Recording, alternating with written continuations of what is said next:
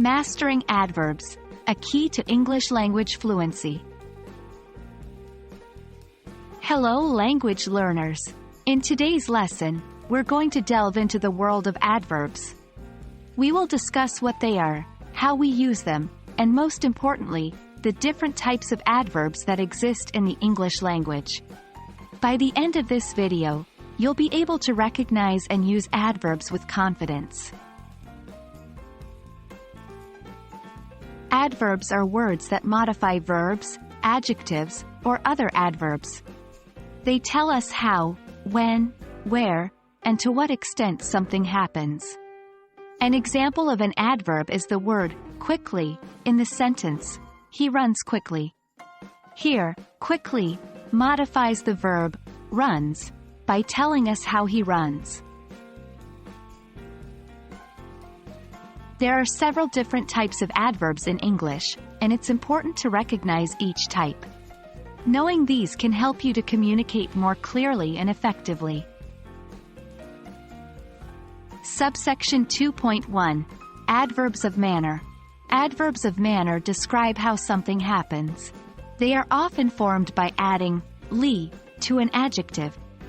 Examples include slowly, quickly, beautifully, and carefully. Example sentence: she sang the song beautifully.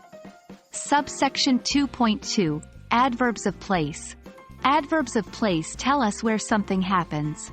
These can include words like here, there, nearby, and everywhere.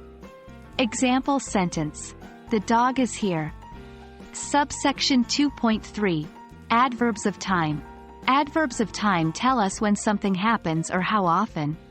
Words like now, yesterday, often, and sometimes are all adverbs of time.